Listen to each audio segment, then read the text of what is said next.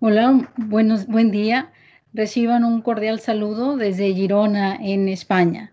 Mi nombre es Carmen Vázquez. En primer lugar, quiero agradecer enormemente la invitación al Instituto Colombiano de Derecho Procesal para participar nuevamente en este importantísimo evento, esta vez en la 41 edición ya, a todas ellas muy exitosas y por supuesto que han contribuido mucho al desarrollo del derecho procesal colombiano y latinoamericano en general.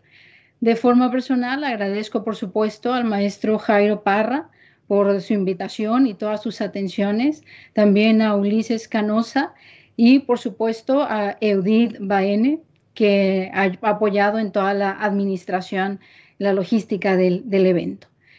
Tengo el placer de participar en esta mesa sobre innovaciones procesales y participaré con el tema relacionado con la prueba testifical. Evidentemente, en un sentido quizá estricto, no es una innovación procesal, la prueba testifical. Obviamente es una de las instituciones más tradicionales del ámbito procesal. Sin embargo, creo que deberíamos ampliar un poco la mirada, la perspectiva, cuando nos referimos a innovaciones, porque las innovaciones no necesariamente tienen que ver con las innovaciones tecnológicas o con un cambio en la regulación que establece cómo tenemos que operar nuestras figuras procesales. Algunas veces las innovaciones que nos faltan tienen que ver con nuestra cultura jurídica, con incorporar, por ejemplo, cierto conocimiento científico o cierto conocimiento especializado en aspectos del derecho procesal que hemos tratado de una forma demasiado tradicional, siguiendo ciertas costumbres o conocimiento de otra época que no se condice con lo que ahora sabemos y que el desarrollo de la ciencia, por ejemplo, la tecnología, nos permite conocer y con ello mejorar nuestras instituciones procesales. Y en ese sentido, me parece que una de las innovaciones procesales que hacen mucha falta tiene que ver con la prueba testifical. La prueba testifical sigue siendo a día de hoy en nuestros procesos judiciales la prueba que tiene mayor espacio en ellos. Quizá la mayor parte de nuestros procesos judiciales a día de hoy se sigue resolviendo con la prueba testifical. Quizá no tanto todavía con pruebas periciales, entre otras razones, porque hace falta todavía inversión por parte de nuestros estados para tener mejores laboratorios, mejores peritos, en general mejores condiciones para las pruebas periciales y seguimos operando con pruebas testificales. No obstante, se ha demostrado que hay un gran nivel de error cuando utilizamos este tipo de elementos de juicio.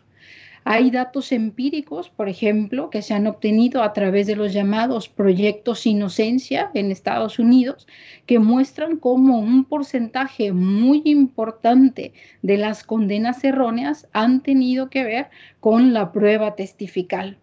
En los últimos datos de esta gran organización civil estadounidense nos hablan de que aproximadamente 69% de condenas erróneas que han podido ser revisadas a través de los avances de la prueba de ADN, 69% tienen que ver con errores en la prueba testifical.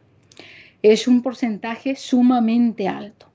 ¿Qué explica esos errores? Pueden ser razones muy diversas. Entre ellas, por ejemplo, la tradicional concepción de la inmediación que rige en la prueba testifical o que cobra una gran importancia cuando estamos hablando de la prueba testifical. Esa concepción tradicional ha venido a sostener que la inmediación es un método de conocimiento para los jueces, que los jueces, sobre todo los jueces con mayor experiencia, son capaces de percibir, de ver que cuando un sujeto miente o dice la verdad, cuando un testigo de acuerdo a su lenguaje corporal, por ejemplo, está diciendo mentiras o por el contrario, está afirmando la verdad. Se ha puesto una gran atención en este sentido en el lenguaje corporal, en si el testigo suda, si el testigo tartamudea, si el testigo se le nota nervioso, etcétera, etcétera. En esta identidad o en esta identificación de la verdad y la falsedad que supuestamente permite la inmediación a los jueces, ha llamado poderosamente la atención, por ejemplo, que la supuesta capacidad de nuestros jueces y juezas para identificar para poder leer ese lenguaje corporal de una persona que no han visto nunca en su vida o que han visto muy pocas veces en su vida. Resulta que, desafortunadamente quizá, esas habilidades que se declaran por la literatura procesal algunas veces, otras veces por los propios jueces o los practicantes del derecho, la investigación empírica ha mostrado que no es así, que esa declaración sobre la supuesta capacidad de un juez experimentado para poder identificar la verdad o la falsedad en un testigo, pues en realidad es falsa. No se tiene esa habilidad. Los jueces no tienen esa habilidad, pero tampoco lo tiene la policía, tampoco lo tiene ninguna otra persona, porque resulta que la posibilidad de identificar la mentira es muy limitada y porque hay otras tantas cuestiones que se tienen que analizar respecto del contenido del testimonio y no tanto respecto de cómo o quién está testificando. A efectos de valorar, digamos, la calidad de esa prueba testifical. Estos estudios empíricos han sido realizados por un área de la psicología que empezó en los años 70, pero ha evolucionado muchísimo en los últimos 20 años. La llamada psicología del testimonio, que es una área de la psicología empírica, es decir, realiza estudios controlados, estudios de carácter empírico controlados, para poder identificar fundamentalmente cómo funciona la memoria de un sujeto que luego afirma haber visto o haber vivido determinados acontecimientos, determinados sucesos. También la psicología del testimonio ha analizado, ha intentado, digamos, medir la supuesta capacidad de jueces, de policías, de fiscales para identificar la falsedad en los testimonios. Lo decía hace un momento, con resultados que en realidad falsean esa declaración.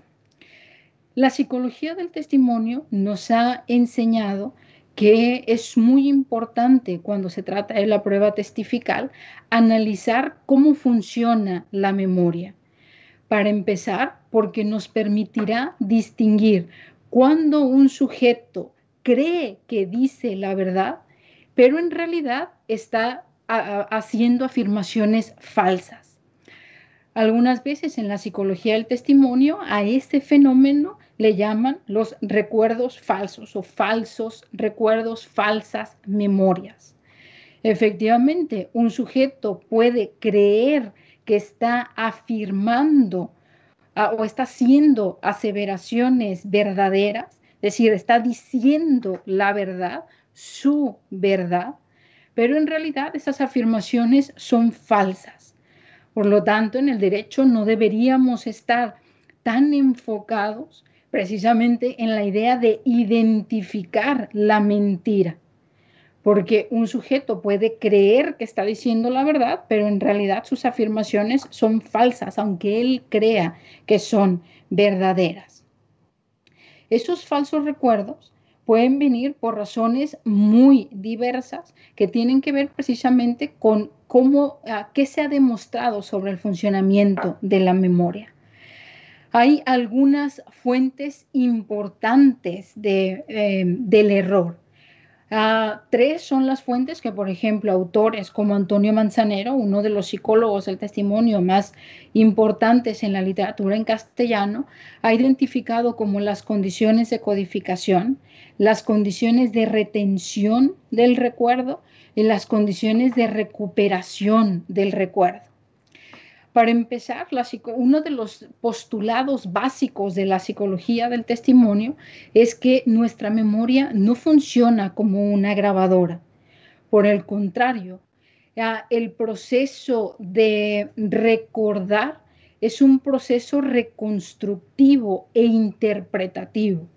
Es un suceso, es un acontecimiento, un hecho en donde nosotros mismos, los sujetos que guardamos recuerdos o recordamos, tenemos estos procesos, este proceso tanto interpretativo como reconstructivo. Entonces, no se trata simplemente como de poner play en la grabadora de mi memoria para que repita lo que viví.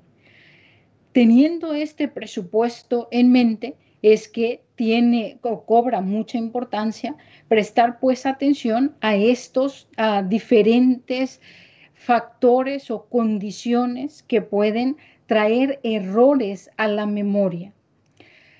Es importante, por ejemplo, cuando se trata de las condiciones de codificación, es importante poner atención a ciertos factores del suceso, pero también a ciertos factores del testigo.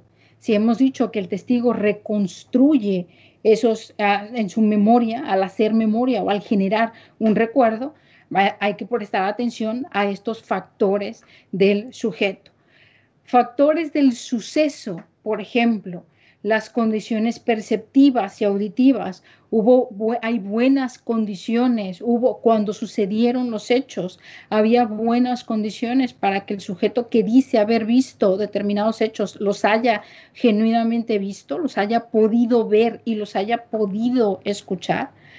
Hubo cambios de luz en la escena, por ejemplo, de un delito que hayan podido dificultar la grabación, la identificación de ciertos detalles importantes en la comisión de ese delito. Los movimientos que puede realizar una persona, un asaltante, por ejemplo, en determinado hecho delictivo, son también de suma importancia, pueden tener un impacto en qué es lo que recordamos, la duración del hecho, cuando se trata de un accidente de tráfico, la velocidad del coche, la familiaridad del evento para el sujeto, el tiempo o la frecuencia en la que se comete un delito, se tiene relación con esos hechos delictivos. Son todos esos factores del suceso que hay que analizar para poder, en primer lugar, saber cuán bien codificado está aquellos hechos que un sujeto dice haber percibido. No solamente esto, hemos dicho que también hay que tener en cuenta los factores del testigo, los factores del sujeto o del individuo. Por ejemplo, la edad.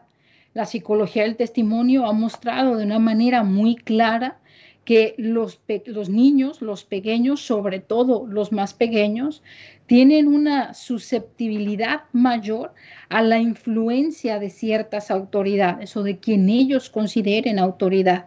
Y su recuerdo puede ser, su memoria es mucho más maleable por estos otros sujetos y no tanto o no necesariamente la de un adulto. Las expectativas que puede tener un sujeto respecto de la acción de las personas pueden impactar también en aquello que codifica respecto de lo sucedido. La ansiedad, si ese sujeto está entrenado o no está entrenado, ha tenido cierto entrenamiento para recordar, para obtener sus recuerdos, si sufre de alcoholismo, de drogas, de ansiedad, entre otro cúmulo de factores que son importantes o que impactan muy fuertemente en aquello que un sujeto puede codificar como recuerdo. Las condiciones de recuperación tienen, por supuesto, un impacto sumamente importante en el ámbito jurídico, sobre todo en el ámbito penal. ¿Cómo nos acercamos al recuerdo de un testigo? La mayoría de las veces el primer interviniente es la policía con cuestionamientos, con interrogatorios, a veces de una manera ruda, de una manera en la que pone nervioso al sujeto, otras, mucho peor quizá, con preguntas sugestivas o preguntas en un contexto en donde le da información al testigo que el testigo en realidad no tenía sobre los hechos que vivió. Todo ello impacta en el recuerdo que es recabado. Fíjense cómo en este segundo espacio ya no es que impacte en las condiciones de codificación, sino en las condiciones de recuperación del recuerdo. Tener en cuenta todos estos factores es importante. La psicología del testimonio nos ha mostrado la importancia de ello y con esto merma nuestras creencias, nuestras prácticas con el principio de la inmediación o con una concepción tan clásica del principio de la inmediación como con la que nuestros sistemas jurídicos a día de hoy siguen trabajando. En todo esto, al menos en algunos procesos judiciales, cobra un papel, un rol muy importante los psicólogos del testimonio, quienes deberían preguntar, quienes deberían recabar los recuerdos de un sujeto, son estos especialistas y no, por ejemplo, la policía que no está formada para recabar recuerdos. Tampoco, por ejemplo, los abogados a través de sus preguntas o los jueces a través de la inmediación. Uno de los casos o del conjunto de casos más paradigmáticos en esta línea ha sido precisamente la recabación del recuerdo de los niños, fundamentalmente cuando se trata de casos de abuso sexual infantil. Se han construido en muchos de nuestros sistemas jurídicos estructuras para tener una práctica adecuada de la recabación del recuerdo infantil, las llamadas cámaras Gesell. Son una estructura que tiene como dos grandes espacios. Uno de esos espacios, en uno de ellos está el especialista junto con el niño al que tiene que recabar de quien tiene que recabar su recuerdo, y en el otro espacio están el acusado, por ejemplo, o el investigado, su abogado, el juez, el Ministerio Público, etcétera. Quien tiene contacto de forma exclusiva con el niño es el psicólogo del testimonio, que está plenamente capacitado para recabar de forma adecuada el testimonio infantil, evitando en todo momento darle mayor información al niño de la que ese niño en realidad ha vivido, es decir, de lo que efectivamente ha testificado, ha atestiguado. En toda esta dinámica, por supuesto, tienen que participar también el abogado el abogado de la defensa a través de preguntas que simplemente le comunica al experto, y el experto a su vez, digamos, que traduce esas preguntas al infante para evitar también la revictimización de ese niño, si es que, por ejemplo, fue, como en muchos casos se da, víctima de abuso sexual.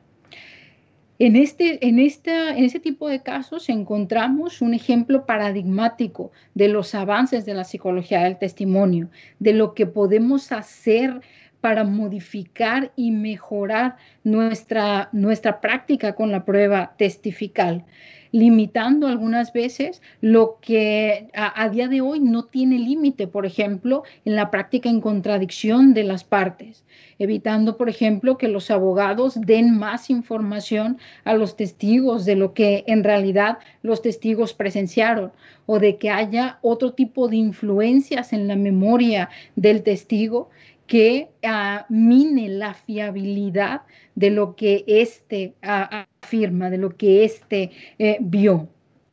Así pues, nos queda un largo recorrido en esta área para innovar en el proceso judicial. Otra vez, insisto, en una institución que es muy tradicional en el ámbito procesal, pero que sigue siendo tratada con conocimientos, con máximas de la experiencia, con prejuicios y otro tipo de cuestiones del siglo pasado o antepasado. Necesitamos evolucionar en nuestras prácticas jurídicas conforme evoluciona el conocimiento científico. Y en uno de esos aspectos, insisto, es la prueba testifical. Hay mucho que aprender en esta línea, hay mucho que podemos modificar. Los invito entonces a innovar procesalmente en aquello que nos falta. Un gusto, espero regresar muy pronto a Colombia y cuídense mucho. Gracias.